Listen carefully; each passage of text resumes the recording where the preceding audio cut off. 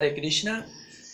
Bueno, estamos en el tema 3 del módulo 4 del Bhakti Shastri y me pareció, es prácticas espirituales y me pareció muy lindo arrancar con un mantra, un verso muy interesante del Bhakti Rasamrita Sindhu, el 1.1.11. Anava Vilashita Shumyam, Janya Karmadi, Anavritam, Anukulena Krishnanu, Shilanam Bhaktir Utama. En este verso lo que se dice es que para servir a Krishna hay que hacerlo con amor, con devoción, amor y devoción trascendental, sin esperar resultados materiales, ya sea por una especulación filosófica o por actividades ¿cómo se llama? Actividades que generan karma, ¿cierto? Eso es la manera de servir de una manera pura a Krishna. El tema de hacer un sadhana es la práctica. Para hacer esta práctica hay que tener nuestros sentidos materiales, los sentidos que tenemos y poseemos al estar encarnados, al estar dentro de estos cuerpos y en este mundo material, ponerlos a los sentidos al servicio de Krishna. Porque estos sentidos se pueden desbocar, la mente puede ir atrás de los sentidos, como dice el verso del capítulo 2 del Bhagavad Gita, el verso 67, que así como un fuerte viento puede arrasar con un barquito que se encuentre en el agua, de la misma manera uno de estos errantes sentidos puede atraer a la mente y hacer que arrastre a la inteligencia. Entonces es muy importante el control de los sentidos, pero no el control de tener que meditar para controlar los sentidos, sino poner los sentidos al servicio de Krishna de una manera práctica, que eso es el sadhana bhakti, que lo explica el néctar de la devoción, que nos explica cómo hacer un sadhana bhakti correcto, o sea, un sadhana, que es esta práctica, que no es tan complicada, siempre tiene ciertos pasos a seguir para llegar a ser un sadhana bhakti, pero desde luego el sadhana viene el bhava bhakti para llegar a un prema bhakti, que el bhava es el éxtasis, casi la parte preliminar ante el prema, que es el amor puro por Dios. Para llegar a estas instancias del sadhana, lo primero se empieza con sraddha. Sraddha es fe, la fe que tiene una persona, la fe, que, por ejemplo, en mi caso yo estaba buscando a Dios de chiquito, ¿cierto? Veía a los monaguillos en la iglesia, me encantaba, pero en vez de entrar a la iglesia y estar con los monaguillos y demás, estaba en el río enfrente y mojábamos con mis amigos a la gente que iba a la iglesia. O sea, era algo complejo, pero la mente siempre lo buscaba. Ya de más grande, a los 17 años, tenía algunos conflictos de la edad y demás, entonces sí, realmente con una depresión y una tristeza que tenía en esa época, me ponía a rezar todas las noches a pedirle a Dios que quería encontrarlo. Siempre, toda mi vida tuve fe, que Dios estaba, que Dios existía. El tema era cómo encontrarlo, ¿cierto? Entonces ahí me ponía a rezar y mantenía siempre esa fe. Y en ese momento, me acuerdo, aparece Ramanuja, un devoto, en la televisión, en un programa que había de tele, donde María Leal, una artista de acá de Argentina, seleccionaba chicos en esa media tarde que tomaban, se llamaba la media tarde con María Leal. Bueno, tomaban la leche y eran un chico evangelista, un chico judío, un chico testigo de Jehová, un chico ateo, y entre todos esos chicos que había uno que era Hare Krishna, que era Ramanuja. Entonces me puse a ver el programa y todas las 50.000 preguntas que yo tenía, que nunca me pudieron resolver en la iglesia, ni los testigos de Jehová, nadie, siempre preguntaba y llegaba el misterio. Igual yo conservaba esa fe y seguía buscando. Y bueno, ahí cuando escuché hablar a Ramanuja fue como, ¡guau! Todas las respuestas que había buscado siempre estaban ahí. El tema que yo sufría de ataques de pánico, trastorno de ansiedad, entonces cuando terminó el programa, se terminó esa luz que tuve de verme cerca de Dios. Entonces digo, ¿y ahora? No podía salir de mi casa por el miedo que tenía. Al otro día, yo seguía rezando. Al otro día aparecieron dos amigos míos que habían ido a Rosario y se habían encontrado con un devoto, se llama Sundar, y les había dado unos libros. Y me trajeron los libros a mi casa. Al otro día, o a los 2 días.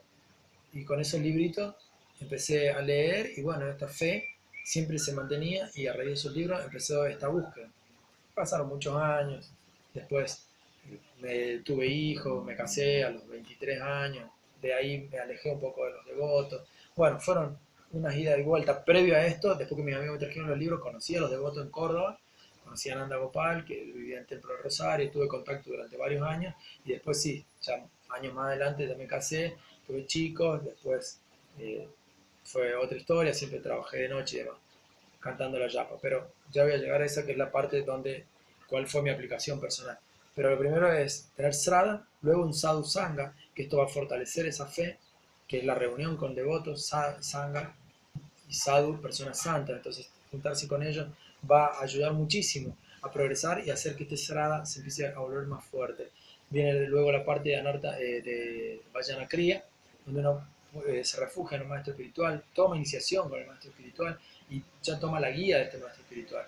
El sadhana bhakti, el bhakti sadhana, el servicio devocional en la práctica, es fundamental también que sea regular, sea un vaidhi sadhana bhakti, regularizado por la lectura, por un maestro espiritual.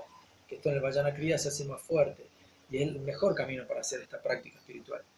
Y luego del Vajana Kriya va a venir a Anartha Nivriti, que es quemar todas estas anartas. Anartas son las cosas malas que uno tiene todavía y que es un proceso largo, pero enfocando todos estos sentidos a servir a Krishna, todo esto va pasando solo y va a poder uno llegar después de Anartha Nivriti a Bhava. Bhava es este periodo de éxtasis, de amor casi, digamos, puro por Krishna, que está ahí a un paso, que después viene Prema Bhakti, que sí ya es el amor puro por Krishna. Entonces, en el Bhagavad Gita también, en el capítulo del 3.41 al 3.43, nos habla de la lujuria, de este, que es uno de los peores de los sentidos, que si se posa sobre la inteligencia sobre la mente sobre los sentidos sobre la materia burda, entonces nos empieza a controlar y a desbarrancar para otro lado. Si uno se mantiene, como dice el capítulo 270 del Bhagavad Gita, como el océano, cuando fluyen los ríos hacia él, siempre tranquilo, de esa manera los deseos que fluyen a la mente, si uno se mantiene tranquilo y enfocado en Krishna, esos deseos no lo van a perturbar, ¿no? Ahora, como decía recién el 267, si uno, esos solo errantes deseos, ya distrae a la mente arrastra a la inteligencia. Es fundamental entonces en esta práctica justamente el tema de poner todos los servicios al servicio de Krishna. Hay un capítulo, el 1865 del Bhagavad Gita, que dice Mam Manabhava Mad Bhakto Mad Yaji Mam Namaskuru Mam Eva Yashinte Satyam Te Pratijane Priyojime. Que Krishna dice que lo tengamos en la mente a Él, que nos convirtamos en un devoto de Él, que lo adoremos a Él, que le rindamos homenaje a Él. Y de esa manera vamos a llegar a Él sin duda, que Él le dice a Arjuna, yo te lo prometo, porque tú eres mi muy querido amigo. O sea, Krishna mismo nos está prometiendo. Ese es el destino, esa es la historia de la vida, es volver a darnos cuenta que somos eternos sirvientes de Krishna, ponernos al servicio de Él. Él es el Todopoderoso, todo esto que vemos es Él. Y Él, a su vez, es una persona, como la vemos siempre con su flautita. También lo explica esto en el verso 9.34, donde también nos dice que tenemos que poner la mente en Él, convertirnos en devotos de Él. De esa manera vamos a llegar a Él. Convertir la vida, todos nuestros pasajes de la vida, todo lo que hacemos en la vida, que estén como centro, que sea Krishna, que sea Dios, o sea, vivir con lo que tengamos que vivir, con nuestro deber y nuestro deber prescripto, pero siempre con Krishna como el centro de nuestra vida. Esto se explica como Isabhasya en el Isopanishad, en los primeros dos versos, sobre todo en el verso 2, donde dice justamente eso, que nosotros tenemos que poner todo al servicio de Krishna en esta vida.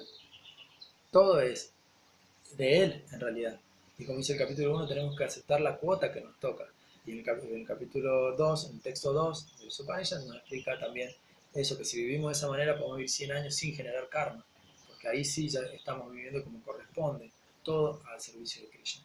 También nos explica en el Upadesamrita, en los capítulos 2 y 3, 2, la forma de las cosas, lo que no hay que hacer, porque de esa manera nos alejamos del servicio devocional, y en el 3 lo que debemos hacer para acercarnos al servicio devocional. Y bueno, antes de terminar, también muy importante, en el capítulo 6 del Néctar de la Devoción, lo fundamental es los 64 principios que hay que seguir para hacer una práctica, sadhana, bhakti, como corresponde. Tenemos los 10 principales, los 10 secundarios y las 44 actividades. De los 10 principales, los 3 primeros son los más importantes: refugiarse en un maestro espiritual, iniciarse con el maestro espiritual y obedecer con fe y devoción a este maestro espiritual. Y dentro de los 64, los 5 más importantes son adorar a la deidad, escuchar el Bhagavatam todos los días, cantar el santo nombre, sadhu sangha, reunión con devotos, y residir en un lugar como Mathura. Bueno, en mi aplicación el Bhakti Shastri ha sido un antes y un después. Cuando empecé a estudiar, después de esto que contaba, que tuve en mi vida una separación larga después de tener mis hijos con los devotos, trabajé mucho tiempo en la noche, y después de 6 años volví pidiéndole también a Dios que quería volverlos a encontrar, porque me di cuenta que para el lado que iba no era el lado que yo quería realmente. Y los volví a encontrar, después de mucho tiempo nos volvimos a encontrar, y ahí sí ya me establecí firmemente con los devotos. Por eso lo importante del Srada, esa primera fe, el Sadhu Sangha, que nos genera más fe aún, Vajana Kriya, que fue lo que vino después, la iniciación, y bueno, ahora el periodo de Anartha Nivriti y seguir progresando. Pero tener siempre un sadhana regular, una práctica espiritual regular, eso hace que uno de a poquito vaya comprendiendo. Y hasta a veces nos pasan cosas que pueden ser desde el lado de vista material gravísimas, como un accidente que tuve el año pasado en un vuelo, en una caída de paracaídas, que tuvimos un choque, 25 metros, y pegamos contra el piso, donde tendría que haber dejado el cuerpo. Nadie se explica cómo no lo dejé. Fracturas por todos lados, fractura en la pierna, la cadera completa, se me vino la cadera hasta el diafragma, tuvieron que bajar en una de las operaciones, me desangré, llegué al hospital con 1 litro de sangre, casi 6 meses de cama y silla de ruedas, donde se veía que era una situación bastante fea, dolorosa y demás, pero una tranquilidad nació dentro de mí que nadie, ni siquiera yo, entiendo cómo, ni siquiera me daban sedante, calmante, nada, nada, porque estaba bien. Yo estoy segurísimo que era Krishna en forma de Paramatma, que ahí está.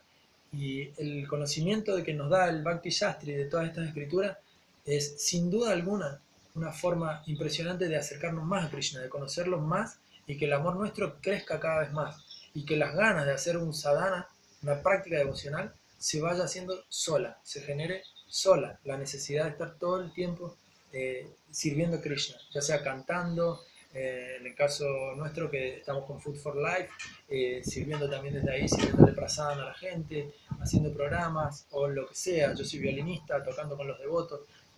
Se va generando solo. Eso va a dar si uno sigue los pasos, como dicen estas escrituras, y se acerca cada vez más a Krishna. Yo personalmente lo vengo experimentando, y feliz, feliz de la vida. Así que bueno, Hare Krishna.